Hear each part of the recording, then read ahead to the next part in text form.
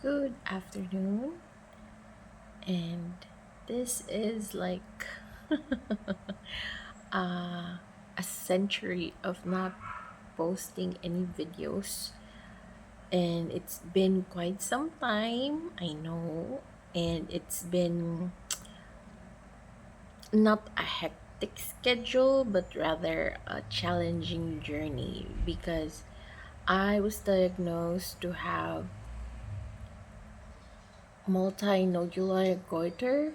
So I had also hyperthyroidism, and this happened like right after COVID. I was feeling well, and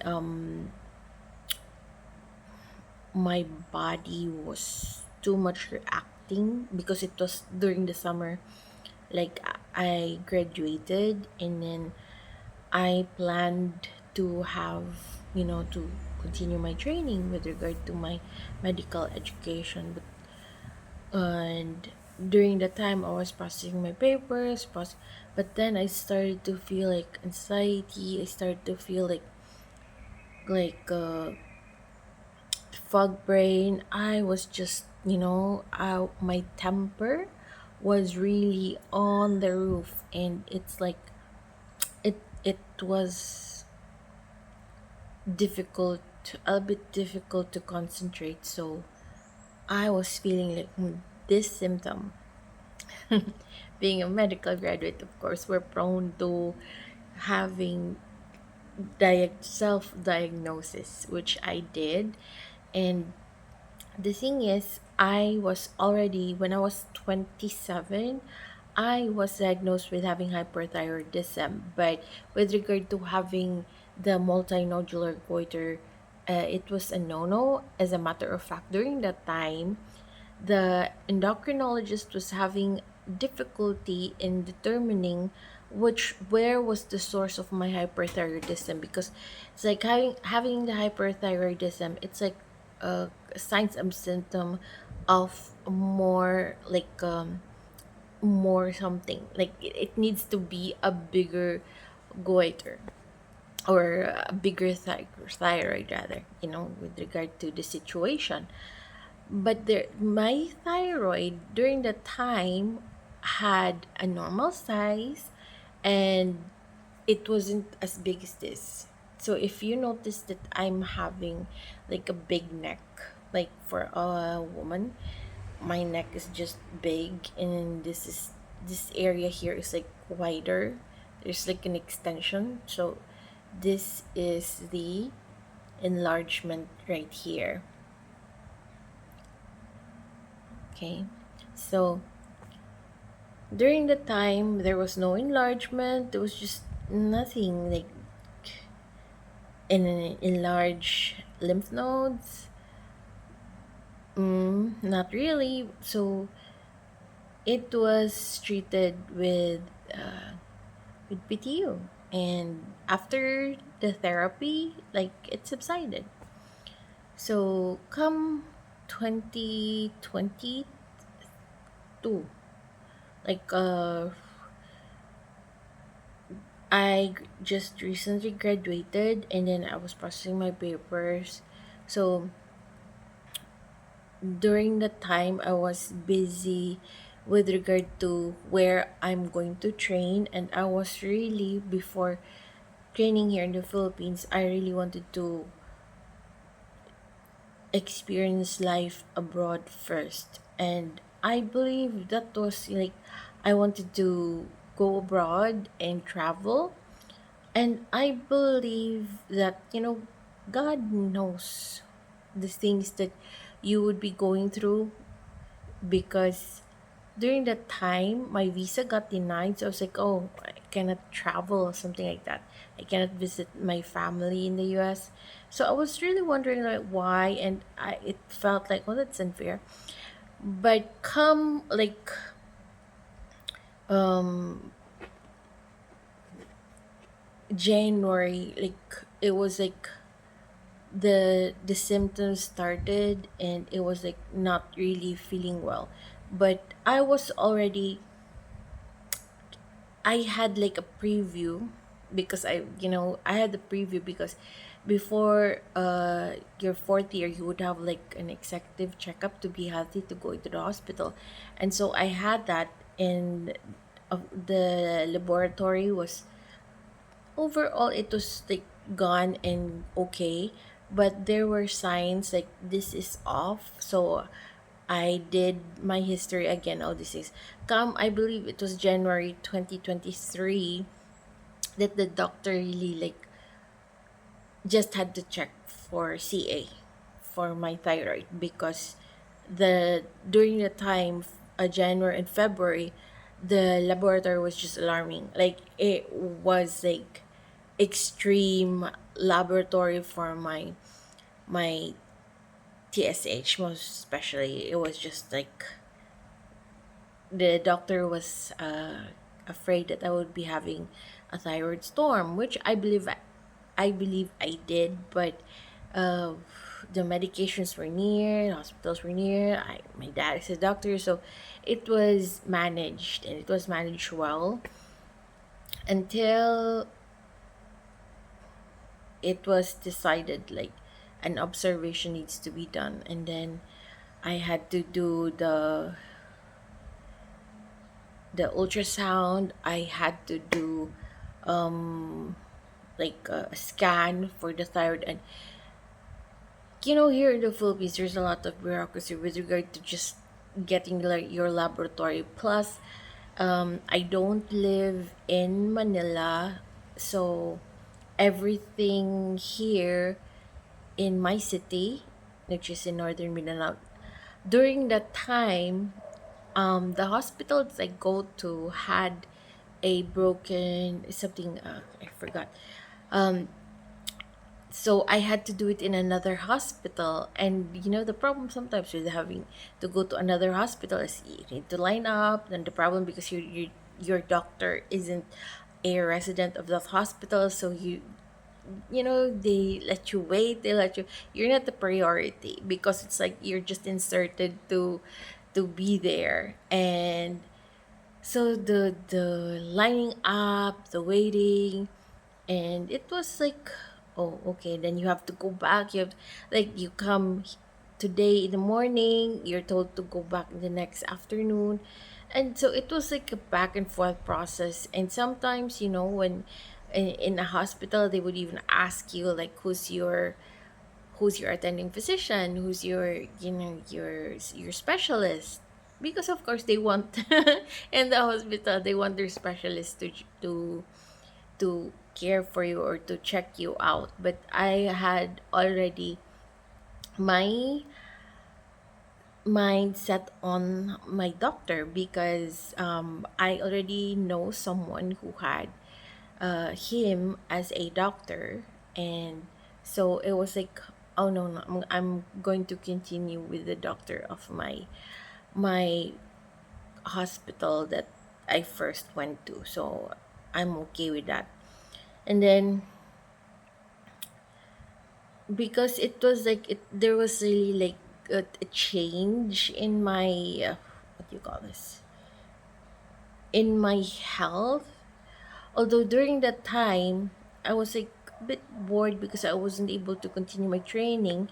I i would not be able to continue or go to Cebu City as well, because of course I wasn't approved with regard to my travel, right? But my dad already has a visa, and the travel plan needs to push through. So I was left behind to tend to our home, and I couldn't just leave. I couldn't, nobody was really being a caretaker with regard to the properties. I have to attend to it. And so, sidelined, was a little bit, you know, a little bored. So I said, why not? I would also just a refresher with health stuff. I attended like technical school for caregivers. And it was something, it took me out from thinking so much about my sickness. Plus, after 2 weeks, I received also the news with regard to the diagnosis that it's not CA. So I was able to breathe that it wasn't CA. And, God bless for that because it's not. However, it it's multinodular, and because of the symptoms that I was exhibiting, if my doctor said if it's not manageable anymore with the medication for months, then of course we need to have surgery. So I think 2023 to 2024 was like observation with regard to my situation, with my health situation. I did want to do part-time job, but I also noticed that I get tired easily, and it's something that you'd feel like, oh, you're lazy or something like that, and because you get tired. But the reality is you're not tired because you're tired or something, but it's part of what you're experiencing. Plus, I get annoyed and irritated immediately because of the heat, because like the noise, like I love the silence in my surroundings. So I appreciated it that, with regard to staying at home. And so I was able to work with the rosaries that I have. So I was working on it. But I was lacking with regard to marketing and all. But I was also a bit conscious. My eyes right now, it's a little bit smaller, but before it's really like this. But it's still big, see? So I'm hoping to have a surgical decompression so that it will at least go back a bit together with my thyroidectomy. I'm going to check the laboratory tomorrow because I was not able to get the surgery immediately due to my laboratory. It wasn't The doctor wanted the laboratory results at least leveling up, like normal, you know, because or not really extreme, because mine extreme, like if you want it to be within uh like let's say within 5 to 15. So mine is like a 1. So it's really not there. And it's not going to be good for surgery. So the doctor gave me some more months. Okay, let's do more medication. Let's do this and that. That is why you really need to go for your specialist. Like if you're having issues with your stomach, then you go with your gastro. If you're having issues with your heart, then you go to your cardiologist. If you're having issues with your kidney, then you go to your nephrologist, and for your foot and your podiatrist, all those things. You go to your specialist, your internal medicine specialist. If you're an adult, if you're a kid, baby, then you go to your pedium. Then for pediatrics, there are also specialists.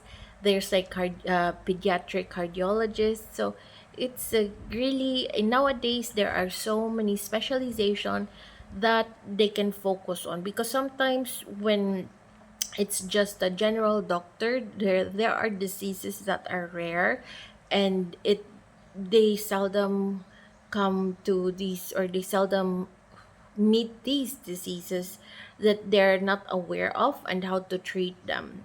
Just like for example, because me, I have, if a general doctor, like a normal doctor, would just check on me, then they would probably say like, oh, you're a walking time bomb, or you're something like that, like you're not gonna be able to function normally.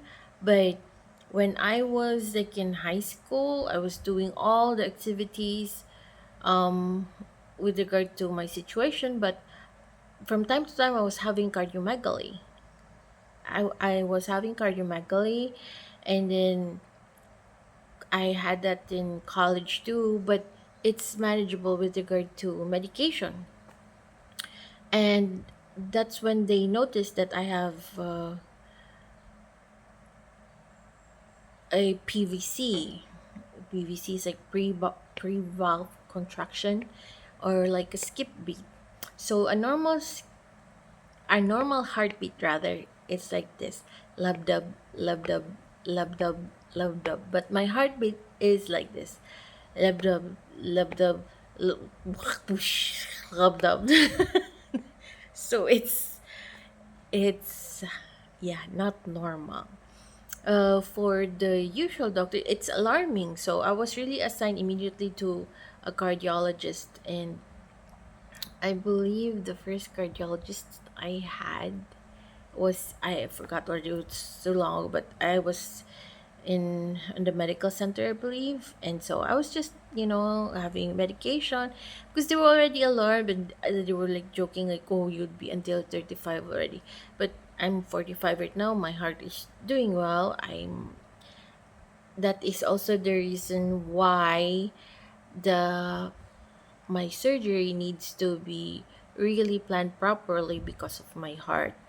I did have a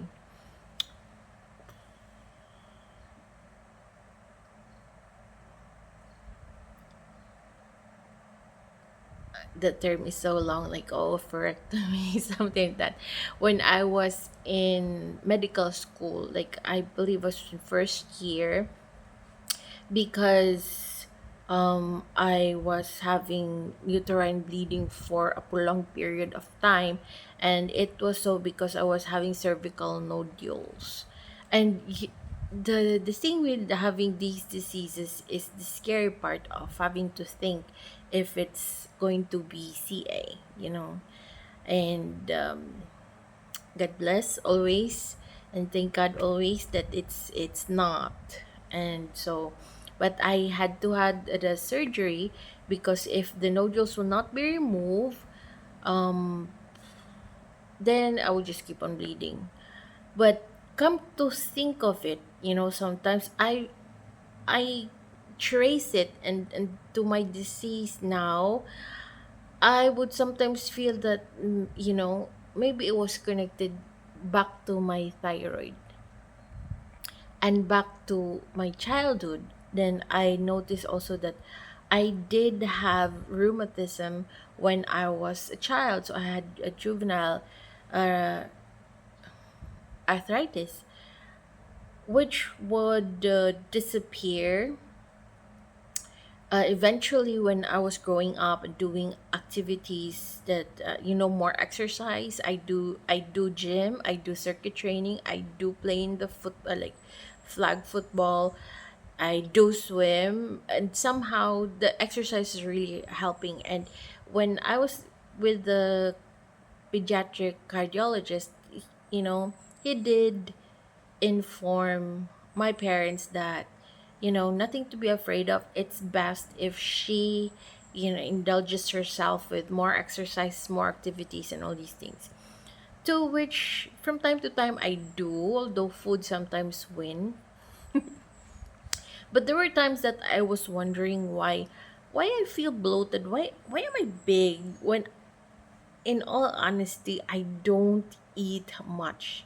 And it's because of my underlying disorder. And I really didn't check on with regard to my autoimmune disorder about my RA. And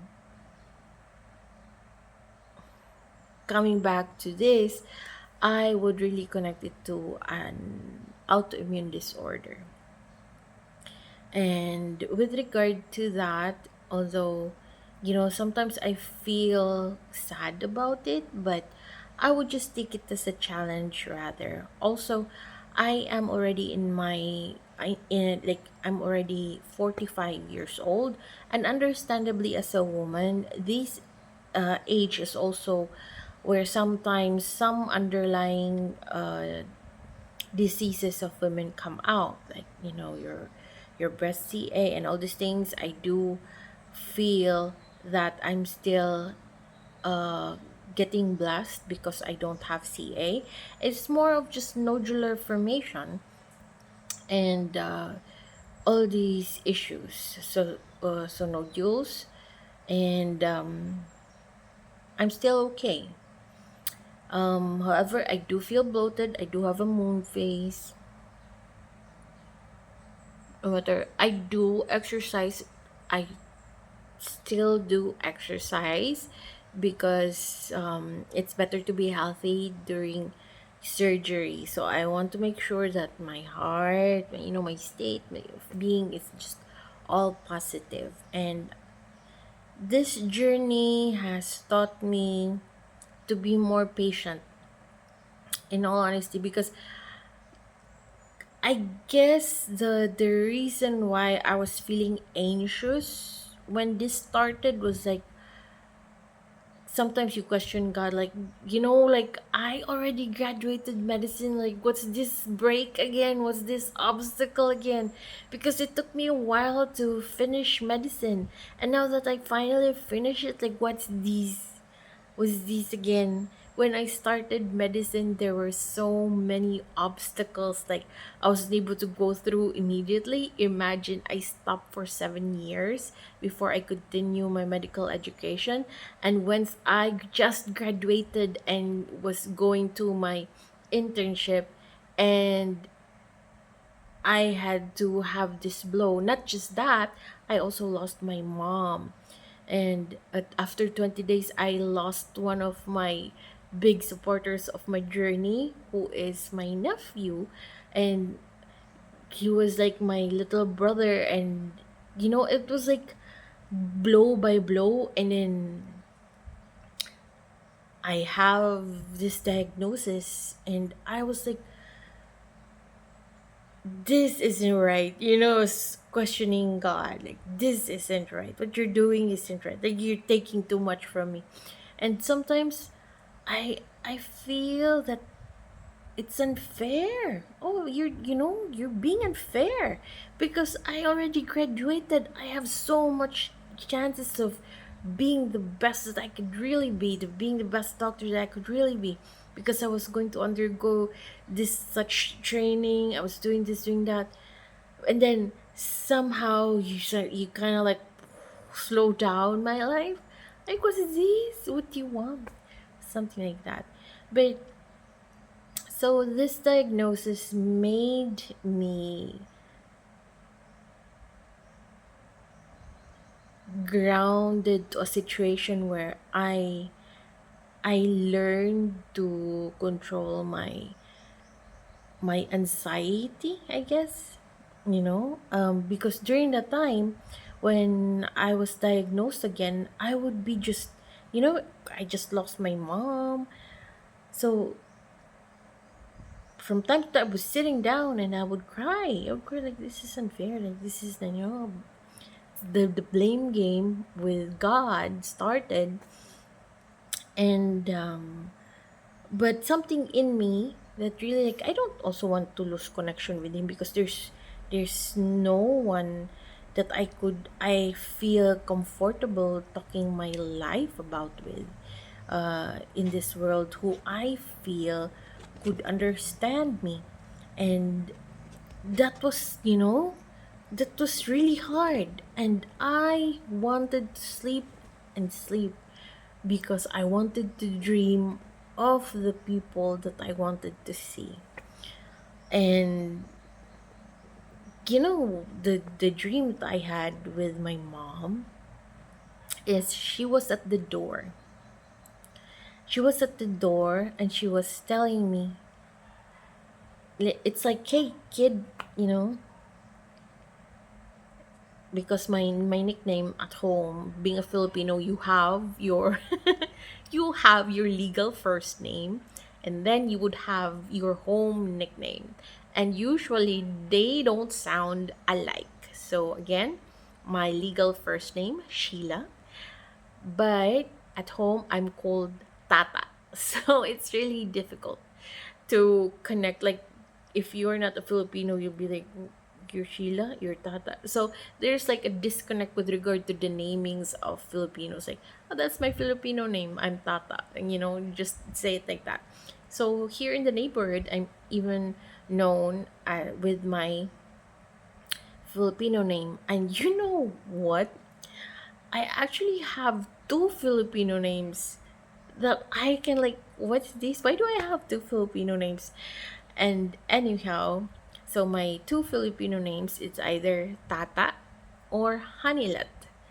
Both names are not in my birth certificate, but in the neighborhood, that's the name that I'm known for. So if you look for Sheila in the neighborhood, they don't know any Sheila here. If you go to school and you ask for Hanilat or Atata, they don't know that. They know me as a Sheila in school. So it's weird. Like, I go, oh, that's why it's like another identity, secret identity, like a superhero, something like that. No, it's really not. It's just that's how Filipinos are. Anyhow, that was a segue topic already with regard to Filipino names, but that was what I was experiencing 2023, most especially because when my dad left, I was left, because there's no one there. It was just me. And during that time, I also broke up with my boyfriend.